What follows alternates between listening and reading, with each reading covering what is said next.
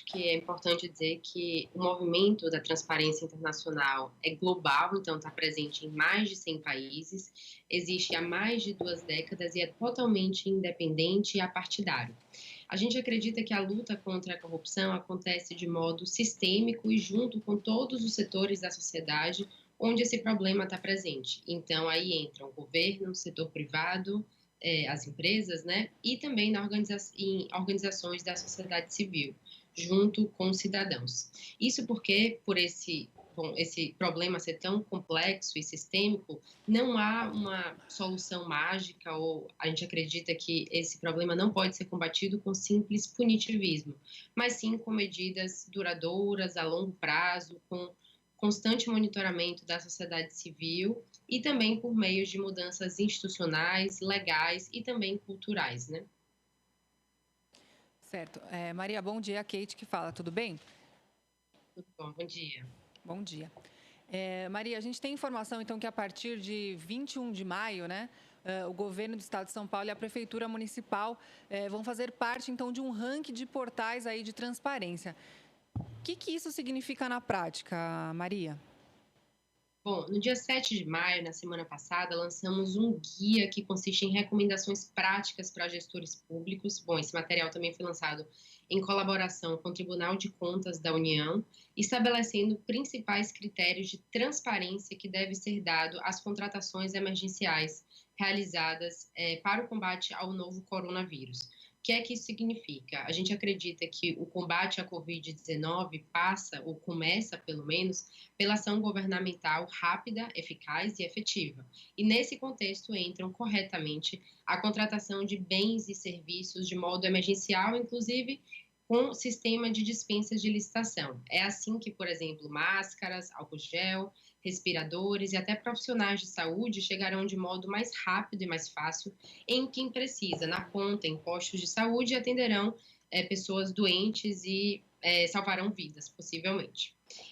O que a gente propôs, a partir da publicação desse guia prático de recomendações para dar mais transparência a esse processo de contratação emergencial, visando justamente diminuir eventuais riscos de mau uso do dinheiro público ou de desvios, irregularidades e até corrupção, a gente espera que seja dado mais transparência e que informações sobre essas contratações sejam abertas a qualquer pessoa interessada, sejam cidadãos, jornalistas, órgãos de controle ou outras organizações da sociedade civil que queiram fazer um monitoramento sobre essas compras e contratações públicas. O que a gente vai propor a partir daí, um segundo momento, né, a partir dessa publicação, desse guia prático que a gente já publicou na semana passada, é uma avaliação de que modo os estados brasileiros e as capitais brasileiras, e aí incluindo o governo estadual e a prefeitura de São Paulo, estão cumprindo essas recomendações, ou seja, de que modo estão publicando informações sobre, por exemplo, prazo contratual, os valores dessas contratações, qual foi o órgão contratante, quando, e a gente acredita que esse é um processo importante para diminuir os riscos de corrupção, torná-los pelo menos mais custosos e difíceis de acontecer.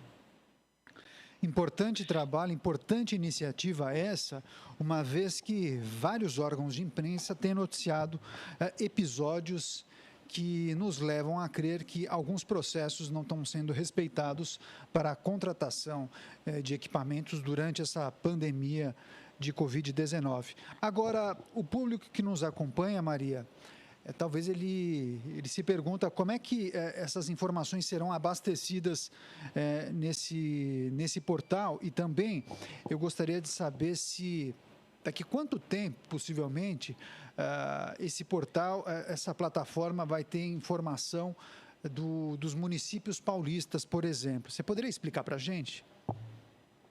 Bom, primeiro, acho que vale explicar que a gente decidiu fazer essa pesquisa em formato de ranking, porque justamente a gente acredita que é por meio de uma competição saudável entre esses entes governamentais que pode ser produzido mais transparência, mais acesso à informação e a partir daí todo mundo sai ganhando, né?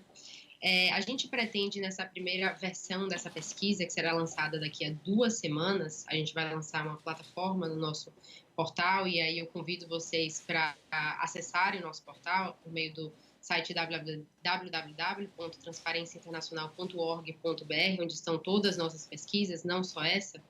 A gente vai avaliar, em um primeiro momento, apenas os governos estaduais brasileiros e as capitais brasileiras. A gente ainda não se propõe a avaliar municípios menores, porque eles contam com outro tipo de infraestrutura, outros problemas, mas quem sabe em um segundo round, né, uma segunda leva dessa pesquisa, a gente passa, sim, a avaliar municípios menores.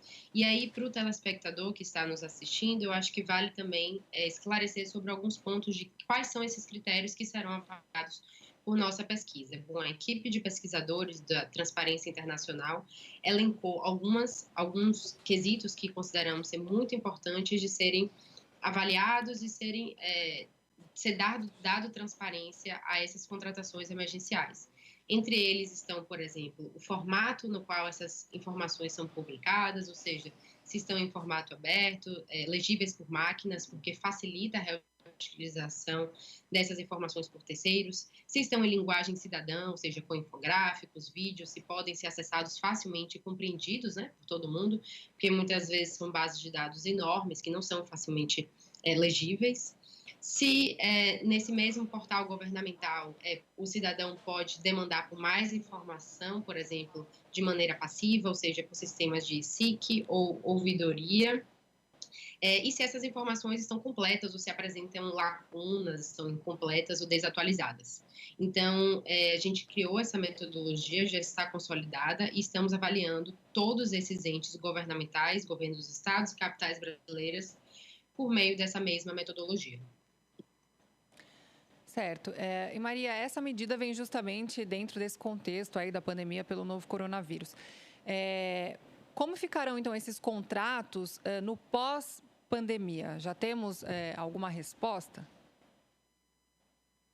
Bom, aí vão depender da atuação de órgãos de controle. A gente acha que um primeiro momento para garantir a integridade desses contratos é justamente que eles sejam visíveis, ou seja, que estejam abertos e acessíveis, que as coisas não sejam feitas às escuras. Eu acho que vale dizer também que essas contratações emergenciais realizadas com dispensa de licitação ou com pregões abreviados são feitos de modo legal, respaldados na Lei 13.979, de fevereiro desse ano.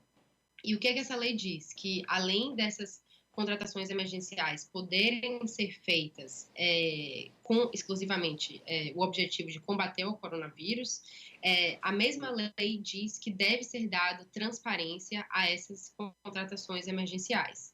Então, estabelecem padrões mínimos de transparência, o que a gente considera mínimos, pelo menos, que devem ser levados além, que essas contratações, por exemplo, devem estar à luz, né, podem ser vistos, principalmente também por órgãos de controle, para fazer auditoria sobre essas contratações.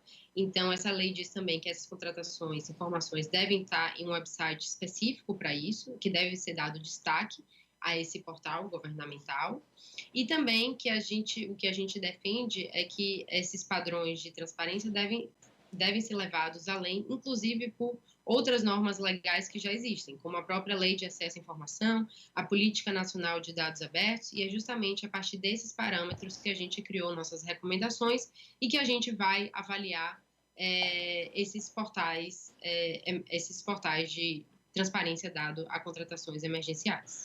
Estamos conversando com a Maria Domingues, ela é porta-voz da ONG Transparência Internacional. Ela está justamente falando sobre uma iniciativa em parceria da Transparência Internacional com o Tribunal de Contas da União, que recomenda, claro, transparência na contratação nas contratações emergenciais de equipamentos e insumos para a Covid-19 por estados e também municípios brasileiros. Eu gostaria de perguntar para você, Maria, como o cidadão pode participar desse processo? Porque é natural que as pessoas sempre recorram a órgãos públicos, os órgãos de controle, como o Tribunal de Contas, que talvez seja o mais conhecido, e também as ONGs que trabalham nesse sentido, e também a Transparência Internacional talvez seja a mais conhecida. Agora, como o cidadão, como o munícipe pode participar desse processo, uma vez que ele identifique alguma coisa que para ele não está correta? Bom, uma primeira forma do cidadão participar desse processo e exercer o controle social, ou seja, o monitoramento sobre esses contratos e essas contas públicas, é justamente acessando esses portais. Então, a gente convida vocês, a gente já relatou que há inúmeros portais sendo criados por governos estaduais e municipais, inclusive seguindo o que manda a Lei 13.979, e esses portais estão sendo criados com exclusivamente fim de dar publicidade, dar transparência às contratações. Então, primeiro passo é acessar, ver se essas informações estão lá, estão completas, atualizadas. Muitas vezes os portais são criados, mas não são alimentados, ou seja, as informações não são atualizadas diariamente ou até semanalmente, já que essas contratações estão acontecendo a todo vapor. E, em um segundo lugar, há inúmeros mecanismos também para que o cidadão demande mais informação. Uma dessas é a Lei de Acesso à Informação. Então, qualquer portal governamental deve ter um botão de acesso ao sistema ESIC, que dá para pedir mais informação, reclamar se a informação está desatualizada, apresenta lacuna, ou seja, se uma planilha não veio com determinada informação, por exemplo, o valor está em branco. Então, a gente convida os cidadãos para demandarem mais informações, relatarem problemas e também por sistemas de ouvidorias, por meio das quais se pode, inclusive, denunciar irregularidades, inclusive de forma anônima, então, sem que o cidadão se exponha. Oi, Maria. E quem quer ter mais informações, né, acesso a mais informações sobre aí, o trabalho da Transparência Internacional, você poderia deixar algum contato, algum e-mail? Como que essa pessoa, então, deve fazer? Bom, eu convido vocês, mais uma vez, a acessarem primeiro nosso portal, que é o transparenciainternacional.org.br, na qual estão todos os nossos trabalhos mais recentes, nossas principais pesquisas e áreas de atuação. Também publicamos por meio das redes sociais tudo que nós fazemos, os nossos posicionamentos públicos e a nossa atuação diária de monitoramento e combate à corrupção. E, como e-mail, posso deixar o meu, mdomingues@br.transparency.org, e dizer que, por fim, a gente acredita que a luta pela corrupção não é um fim em si mesmo, mas sim uma luta por mais direitos e mais democracia. Aliás, o único meio que a gente conhece de combate à corrupção é justamente por vias democráticas, e é por isso que a gente luta pedindo mais transparência, monitorando órgãos públicos e também o setor privado.